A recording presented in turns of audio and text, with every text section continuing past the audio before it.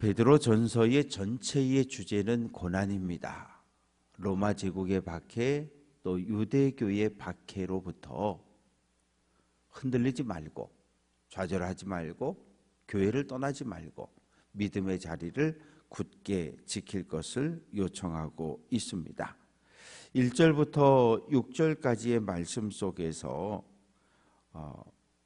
이 예수를 그리스도로 고백한 성도의 삶이 어떠해야 할지를 이야기하고 있는데, 1절은 예수 그리스도께서 이미 육체의 고난을 받으셨다. 예수님이 십자가를 지고 인류를 죄에서 대속하는 이 일을 감당하셨다. 너희도 같은 마음으로 갑옷을 입으라. 같은 마음이라고 하는 것은 예수님과 동일한 마음을 가지라는 거예요. 언제? 고난당할 때, 핍박을 당할 때, 어려움에 닥쳐왔을 때, 예수님 십자가를 지고 십자가에 못 박혔을 때에 그 마음을 품고 이 고난을 대하라고 이야기합니다. 이는 육체의 고난을 받은 자는 죄를 그쳤다. 이 말의 표현은 예수 그리스도의 고난에, 예수님 우리에게 맡겨주신 남은 고난에 동참한 성도들은 이미 죄사함을 받았다, 그런 의미입니다. 그 후로는, 이제 예수 믿은 이후로 성도들은 정욕을 따르지 않고 하나님의 뜻을 따라서 육체에 남아있는 때를 살아야 한다는 거예요.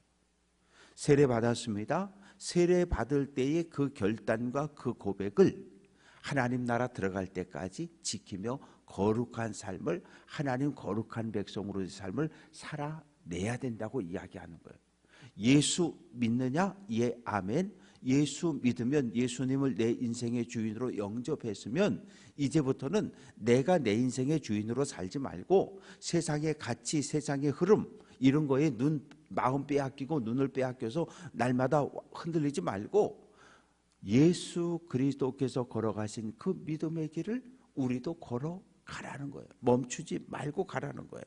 그러면서 3절에 음란, 정욕, 술 취함, 방탕, 향락, 무법한 우상숭배, 이건 뭐예요? 예수 믿기 이전에 우리가 했던 삶이에요. 예수 믿기 전에 우리가 했던 삶, 오늘날도 교회 밖에 불신자들이 이러한 삶을 살아가요. 그러나 이제 우리는 하나님의 거룩한 백성으로 신분이 바뀌었으니까 하나님의 거룩한 백성답게 거룩한 삶을 살아낼 것을 요청합니다. 그러면 어떤 일이 벌어지겠어요? 교회를 다니기 시작하고 예수 믿고 세례받기 시작하고 그러면 어떻게 되겠습니까? 제우스 신전도 안 가죠. 아프로디테 신전도 안 가죠. 아데미 신전도 안 가죠. 그러면 그동안 함께 술 마시고 잔치 참여하고 함께 어울리며 방탕한 삶을 살았던 주변 사람들이 이상한 눈으로 바라볼 거 아니에요. 쟤 왜 저래? 야, 가자. 나 안 가. 한잔하자. 나 끊었어.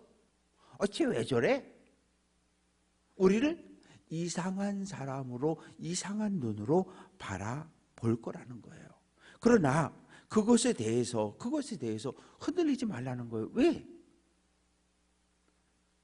마지막 날에 5절 말씀 보면 그들이 산자와 죽은 자를 심판하기로 예비하신 이 하나님에게 사실대로 고하게 될 것이다.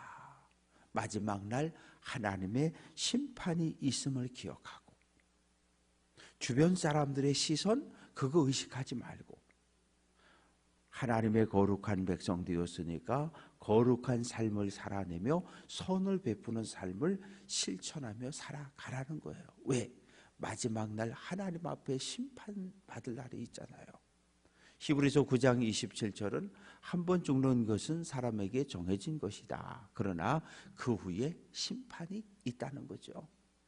우리가 정말 두려워하고 염려해야 할 것은 이 세상 권력자의 심판이 아니라 우리의 생명의 주인 되시는 하나님의 심판이 있음을 우리가 두려워하며 오늘 한 날 한날을 믿음으로 살아갈 것을 권면하고 있습니다.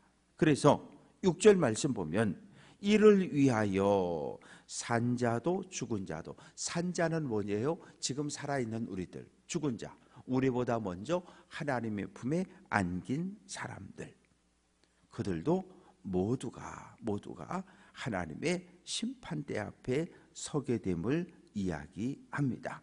그래서 6절 말씀 보면 이를 위하여 죽은 자들에게도 복음이 전파되었으니, 죽은 자들이라고 하는 것은 예수 믿고 있다가 먼저 우리보다 하나님의 품에 안긴 사람들을 이야기합니다. 육체로는 이미 죽었지만 영으로는 예수 대속의 은혜를 받아들임으로 그 영이 살아있으므로 육은 죽었지만 영적으로는 하나님의 은혜 안에 여전히 머물고 있다는 거예요. 그러면서 간절히 기다리는 거, 뭘 기다리는 거예요? 예수 그리스도의 재림을 기다리는 거예요. 예수님 재림하시는 그날 우리보다 먼저 이 세상을 떠난 사람들이 먼저 부활하고 그 다음에 우리도 함께 하나님의 나라에 들어갈 것을 소망하고 있다는 거예요. 그래서 이제 7절부터 11절까지 말씀 속에서 고난당하는 이들에게 주는 권면이 있는 거예요. 만물의 마지막이 하나님 심판의 때가, 초대교회는 우리보다 더 예수 재림에 대한 마음이 더 간절했고 예수님 곧 오신다는 확신이 더 강했어요. 1차 세계대전, 2차 세계대전을 겪으면서 많은 교회와 성도들이 하나님이 곧 오시겠다고 생각했던 거죠. 우리나라 같은 경우도 6.25 한국전쟁을 겪으면서 주님의 재림을 간절히 소망했던 거예요. 왜? 주님밖에는 이 문제를 해결하실 분이 없기 때문에요. 그래서 우리는 매일매일의 삶을, 우리에게 내일이 있고 내년이 있고 5년, 10년, 20년 후 우리의 삶이 보장된다고 생각하면 우리는 간절한 마음으로 기도하지 않아요. 그런데 예수님이 오늘 우리에게 주시는 말씀을 뭐냐 하면 오늘 밤 내가 내 영혼을 도로 찾는다는 거거든요. 아무도 죽음을 예측할 수 없는 거예요. 종말은 둘이에요. 하나는 하나님이 오늘 밤 내 영혼을 불러가시면 나는 하나님의 나라에 들어가는 것이고 주님을 만나는 것이고, 주님이 재림하시게 되면 오늘이 우리에게는 종말이 되고 마지막 날이 되는 거예요. 그래서 우리는 오늘 하루를 하루밖에 없는 거예요. 최선을 다해서 하나님의 말씀에 순종하며 하나님의 뜻을 이루는 삶을 살아가는 것, 이것이 오늘 우리에게 주어진 삶입니다. 그래서 너희는 정신을 차리고 근신하여 기도하라고 이야기합니다.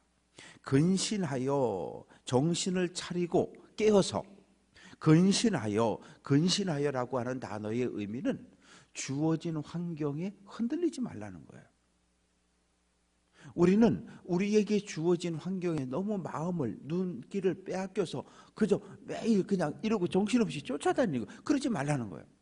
주어진 환경에 흔들리지 말고 창조주가 되시고 살아계신 하나님을 바라보고 의지하라는 거예요. 찬송가 310장을 불렀잖아요. 우리가 바라봐야 될 분은 후렴구에 있는 것처럼 살아계신 하나님, 살아계신 하나님을 바라보고 하나님을 의지할 때 우리는 이 땅에서의 삶에 흔들리지 않고 믿음의 길을 걸어갈 수 있습니다. 그러면서 교회 공동체를 향해서 서로 사랑하되 뜨겁게 사랑하라는 거예요. 왜요? 지금 오늘밖에 나에게 없다고 생각을 하면 뭘 미워하고 누구를 비방하고 누구를 정죄하고 그럴 시간이 없어요. 에이, 그냥 오늘이 마지막인데 자, 덮자, 용서하자, 사랑하자, 그런 마음으로 살아갈 것을 요청하고 있고요. 9절은 서로 대접하기를 원망 없이 하라. 대접이라고 하는 것은 우리 집에 손님이 왔을 때, 특히 여기서 대접이라고 하는 복음을 전하는 전도자들을 이야기하는 거예요. 나그네들을 이야기하는 거예요. 2000년 전에는 복음 전도자들이 오면 어디 마땅히 쉴 만한 곳이 없었어요. 한 30년 전, 40년 전으로 가보면 부흥 강사님이 오시면 어디에서 주로 모셨어요? 장로님 댁에서 모셨단 말이죠. 왜? 변변한 호텔이나 숙박시설이 없었기 때문에 장로님 댁에서, 뭐 주택이 좀 목사님 집이 좀 넓고 그러면 목사님 댁에 방을 하나 마련할 수 있지만 그렇지 못할 경우 대부분 장로님들이 방을 내어드렸단 말이죠. 2000년 전에는 더 했어요. 그러니까 성도들에게 전도자들이 방문했을 때 숙박을 제공해 줄 것을 요청하고 10절 말씀 보면 각각 은사를 받은 대로 은사라고 하는 건 뭐냐면 눈에 안 보이는 거예요. 눈에 보이지 않는 것 그것이 은사예요. 그런데 누가 줬어요? 하나님이 주신 거예요. 그러니까 성경에 기록되어져 있는 40여 가지 많은 은사들이 있는데 그 은사를 주신 목적은 딱 두 가지예요. 교회 공동체를 섬겨라, 타인을 섬기라는 거예요. 그러니까 어떤 경우에도 하나님이 나에게 주신 은사, 선물을 가지고 내가 영광을 받고 내 이름을 내려고 하면 안 된다는 거죠. 목회자도 어느 누구도 마찬가지예요. 모든 영광은 주님께, 모든 영광은 하나님께. 왜? 예수님의 삶이 그랬잖아요. 예수님의 삶은 철저하게 하나님께 영광 돌리는 삶이었지 예수님 자신이 영광받는 삶이 아니었어요. 그러면 오늘 목회자도 오늘 성도들도 모든 영광은 누구에게? 하나님께. 모든 영광은 하나님께. 모든 영광은 담임 목사님께. 그건 이단이에요. 왜? 그러면 안 되는 거거든요. 그래서 하나님이 주신 은사로 주님의 몸된 교회와 성도를 섬길 것을 우리에게 요청하고, 그런데 구체적으로 11절 말씀 보면 만일 누가 말하려면 하나님의 말씀을 하는 것 같이 하고, 구체적으로 하나님이 주신 선물들이 있는데 예언, 가르침, 권면, 지혜, 지식, 방언, 통역 이런 것들, 하나님의 말씀을 하는 것 같이 하라는 얘기는 뭐냐면 하나님의 말씀에 사람의 생각을 섞지 말라는 거예요. 오늘 100% 이단 거짓 교사의 특징은, 공통점은 무엇입니까? 하나님의 말씀에 뭘 갖다 꼭 붙여요. 자기 생각을.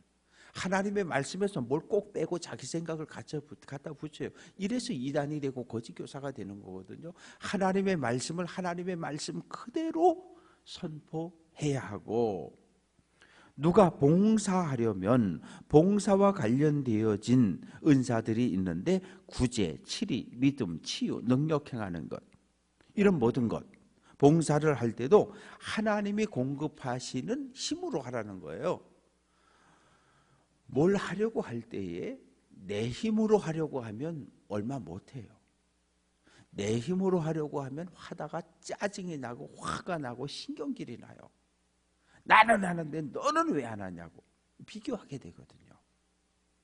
그런데 하나님이 주시는 힘으로 할 때는 누가 봉사를 하든지 말든지 절대 비교하지 않아요. 내가 할 일을 내가 하는 거예요.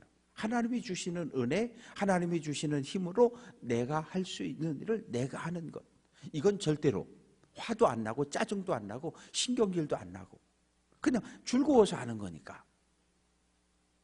그래서 모든 영광을 하나님께 돌릴 것을 요청합니다. 이제 12절부터 마지막 19절까지의 말씀 속에서 고난당하는 성도들에게 고난을 어떻게 마주해야 할 것인가.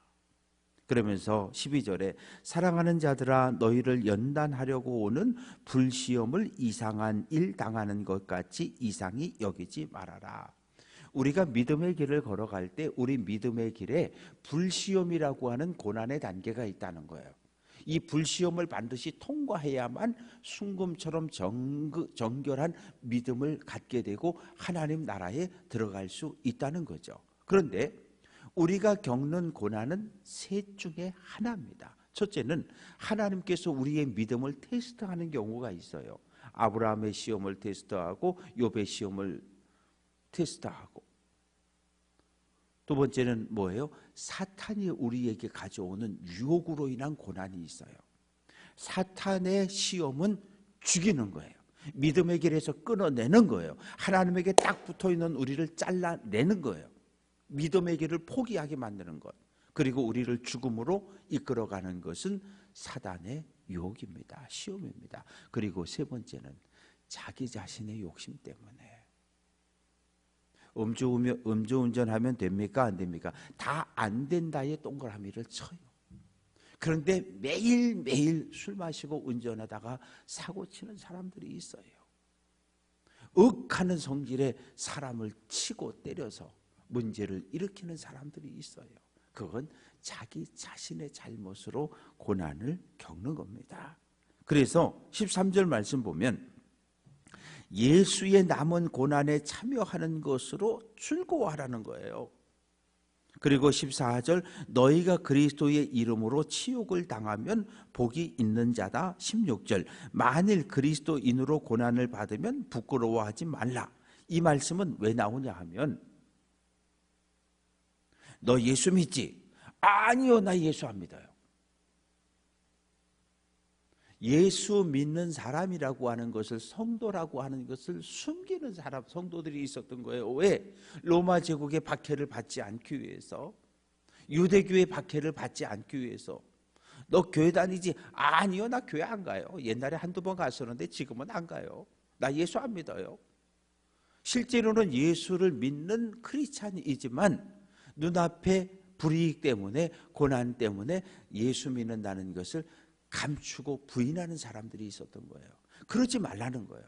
예수 그리스도의 이름으로 예수를 믿는다는 한 가지 이유로 고난을 받는 사람이 복이 있는 사람이라고 이야기합니다. 그러면서 비교하는 거예요. 15절 너희 중에 누구든지 살인, 도둑질, 악행, 남의 일에 간섭하는 자로 고난을 받지 말라는 거예요. 악한 일로 교도소에 가고 재판을 받고 그건 부끄러운 거라는 거예요. 그러지 말라는 거예요. 그러나 예수님을 믿는다는 한 가지 이유 때문에 당하는 고난이라면 그건 기쁘게 받아들이라는 거예요. 17절 말씀 보면 하나님의 집에서 심판을 시작할 때가 되었다.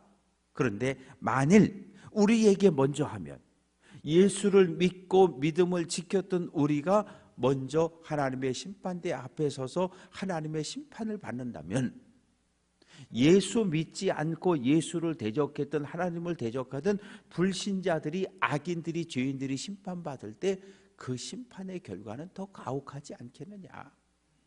그러니까 그리스도인이라고 하는 성도의 신분에 맞는 믿음의 삶을 살아갈 것을 요청합니다. 그러면서 18절에 의인이 겨우 구원을 받으면 경건하지 않은 자, 죄인은 어떻게 구원을 받겠느냐. 그러면서 19절에서 그러므로 하나님의 뜻대로 고난을 받는 자들은 또한 선을 행하는 가운데 그 영혼을 미쁘신 창조주에게 의탁할지어다. 고난당할 때, 예수 믿는다는 이유 때문에 고난당할 때, 고난당하는 그 와중에도 선한 삶을 살아내라는 거예요. 선한 행실을 실천하라는 거예요. 그리고 우리의 영혼을 창조도 되시는 하나님의 손에 맡겨드리라는 거예요. 그러니까 참 신앙생활 한다고 하는 것이, 믿음의 길을 걸어간다고 하는 것은 나를 내려놓는 것이고 내 안에 살아계시는 예수님을 드러내는 것, 이것이 신앙생활이거든요. 그러니 얼마나 힘들어요. 내 성격이 불쑥불쑥 튀어나오고 있는데, 아직도 나를 주장하고 있는데, 그걸 죽이고 내 안에 살아계신 예수를 드러내려고 하니까 얼마나 힘겨운 싸움입니까? 겉으로는 보이지 않아도 속에서는 하나님의 뜻과 내 뜻이 계속해서 충돌하고 있는데요. 계속해서 충돌하면서 싸우는 거예요. 한쪽에서는 하나님의 말씀에 순종해야지, 아멘. 아니야, 그래도 내 생각은, 내 뜻은, 이러면서 계속 싸우고 있거든요. 말씀을 정리해 봅니다. 기독교 2000년의 역사는 고난의 역사였습니다. 고난을 당하면 당할수록 교회는 더욱더 강해졌어요. 핍박을 받으면 받을수록 교회는 더욱더 단결했어요. 그것이 교회의 특징입니다. 그런데 모든 것이 평안하면 교회는 늘 싸웠어요. 이단들이 들어오고 사이비가 들어오고 거짓 교사들이 들어와 교회를 흔들어 놨어요. 깨어서 정신을 차리고 깨어서 근신하며 주어진 상황이 어떠하든 상관없이 오직 하나님 한 분만을 바라보며 오늘 한 날도 믿음의 길을 달려낼 수 있는 귀한 성도들 될 수 있기를 주님의 이름으로 축원합니다.